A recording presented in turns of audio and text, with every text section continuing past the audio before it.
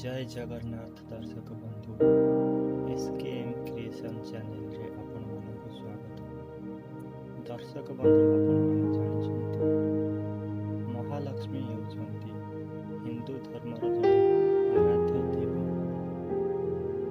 से हेउछंती धन संपद अर्ण सौभाग्य विलास शक्ति सुंदरता ओ पवित्रतार देवी। से समस्त भौतिक आकांक्षा तथा आवश्यकता पूरण करथांती। से सबुबेले चंचल ओ गतिशील थांती।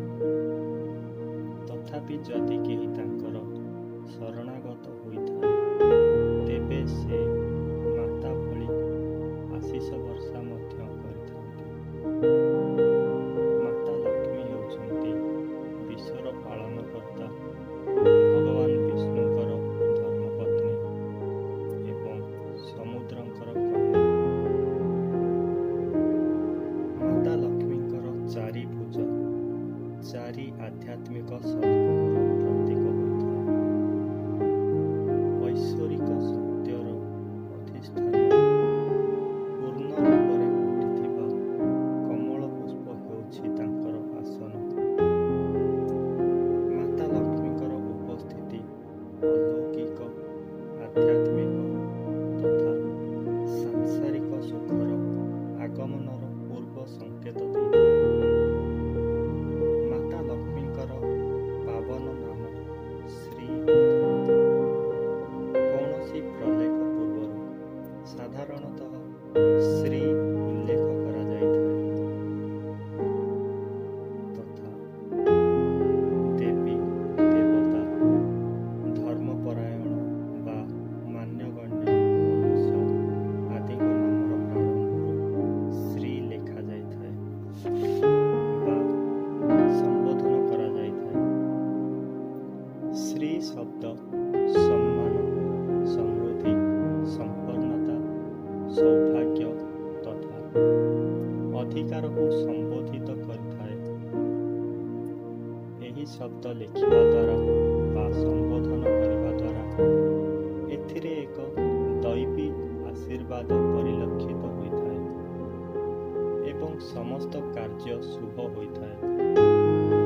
जेउभଳି भाବରେ ओम जीवनर आध्यात्मिक पक्षरे संबंध सेहीपरि भाବରେ श्री जीवनर भौतिक पक्षरे जोड़ी होइଥାଏ। देवी लक्ष्मींकर उत्पत्ति एक अलौकिक घटना। विष्णु कथा बा विष्णु पुराण रे उल्लेख अछि जेतेबेले देवता ओ दानवंक मध्यरे समुद्र मंथन होइथिला सेतेबेले सेथिरु अमृत बाहरिथिला। अमृत सह माता लक्ष्मी मध्य बाहरिथिले। लाल रंगर रेशमी वस्त्र ओ विभिन्न अलंकार मान परिधान करी कमल पुष्प उपरे विराजमान तांकर शोभा वर्धन कराउथिला। जेतेबेले से बोलिबाकू आरंभ कले समस्त दिगरे अमृतर धारा प्रवाहित हेबाकू लागिला। धरित्री रे जीवन आनंदमय ओ शोभावर्धक होइगला। देवता ओ दानव तांकू देखि आचंबित होइगले। आकाशକୁ धारण କରିଥିବା ଗଜମାନେ ବ୍ରହ୍ମାଣ୍ଡର ସବୁ ଦିଗରୁ ଆସି ଜୀବନର ପରିପୂର୍ଣ୍ଣ ଜଳ ତାଙ୍କ ଉପରେ ପ୍ରବାହିତ କଲେ। ଦେବତାମାନେ ତାଙ୍କୁ ସ୍ୱାଗତ ଜଣାଇଲେ। ଦେବୀ ଲକ୍ଷ୍ମୀ ଯେତେବେଳେ ବିଷ୍ଣୁଙ୍କୁ ଦେଖିଲେ ସେତେବେଳେ ସେ ଆକର୍ଷିତ ହୋଇଗଲେ। ବିଷ୍ଣୁଙ୍କର ସମସ୍ତ ସୁଗୁଣ ଜାଣିବା ପରେ ଦେବୀ ଲକ୍ଷ୍ମୀ ବିଷ୍ଣୁଙ୍କୁ ବିବାହ କରିବାକୁ କାମନା କଲେ। ଭଗବାନ ବିଷ୍ଣୁ ମଧ୍ୟ ତାଙ୍କର ମନୋକାମନା ପୂର୍ଣ୍ଣ କଲେ।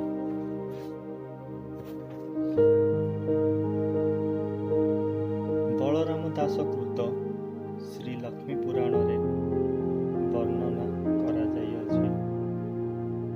କଳି ଯୁଗରେ ମହାଲକ୍ଷ୍ମୀ ହେଉଛନ୍ତି ଶ୍ରୀ ଜଗନ୍ନାଥଙ୍କର ପାଟରାଣୀ।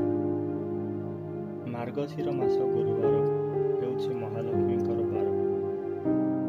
ଏହି ଦିନରେ ଯେଉଁ ସ୍ତ୍ରୀ ଲୋକମାନେ ବ୍ରତ କରିଥାନ୍ତି ଏବଂ ଭକ୍ତିର ସହକାରେ ମାତା ଲକ୍ଷ୍ମୀଙ୍କର ପୂଜା କରିଥାନ୍ତି, ସେମାନେ ଧନଧାନ୍ୟ ଓ ଐଶ୍ୱର୍ଯ୍ୟ ଭୋଗ କରିଥାନ୍ତି।